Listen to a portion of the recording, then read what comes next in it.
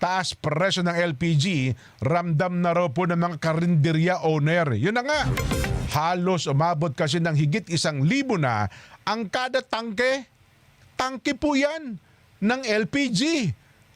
Nako, umaaray na, kumikirot na po ang damdamin at ang puso ng karamihan dahil daw po baka wala na silang kitain.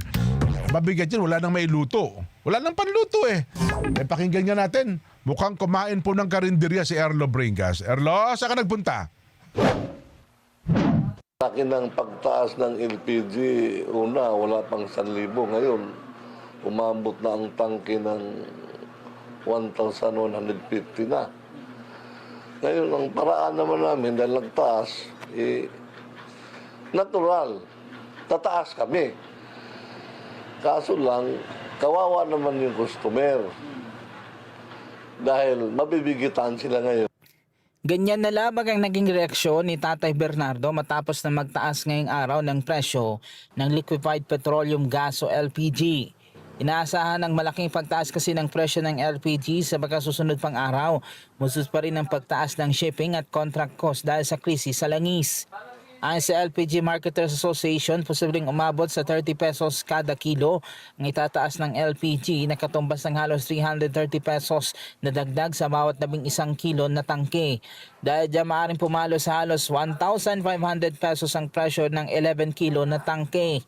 Sa pagpapatupad ng price hike, hindi ito isasagawa ng biglaan. Simula March 28 o ngayong araw, magdaragdag muna ng 20 pesos kada kilo at susundan ito ng karagdagang 10 pesos kada kilo sa April 1. Giit na mga negosyante, kailangan daw kasi ang price adjustment para matustusan ang mas mataas ng pondo sa pag-angkat ng bagong supply. Sa kabila niya, tiniyak ng Department of Energy na mananatili ang sapat na imbak ng LPG sa bansa na tatanggal lang hanggang 23 araw. Ang mga may-ari ng karinderya tulad ni Tatay Bernardo na numero 1 gamit ang LPG, may estratehiya na lamang daw sila na gagawin para hindi na sila magtaas pa ng presyo at hindi rin magdagdag ng operational costs.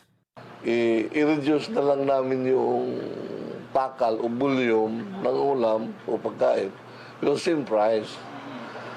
Kasi parang nangyayari kasi yan sa pagtaas, parang domino effect. Kung tumaas yung raw materials, yung finished product natin, tataas din dahil doon natin babawiin. Parang kikita naman din kami kahit papaano. Sa kabila nito, umaasa naman ang mga consumer na magkakaroon ng pagbaba sa presyo ng LPG upang maibsan ang kanilang gastusin. Patuloy naman ang panawagan sa kinaukulan na magpatupad ng mga hakbang laban sa epekto ng sunod-sunod na pagtaas ng presyo ng langis. Mahirap talaga. Medyo sakal na ang mga tao. Yun na lang adjustment namin regarding doon sa pag-ano ng ulam is yung volume. Kuntian na lang namin para hindi naman kami din matatalo. Maghintuan na tayo dyan pag wala na tayo kikitain. Kasi magastos din yung LPG. Malaki na yung bagay. Sa isang tangke, wala pang 1 linggo namin yan. Erlo Bringas para sa 100% Balita.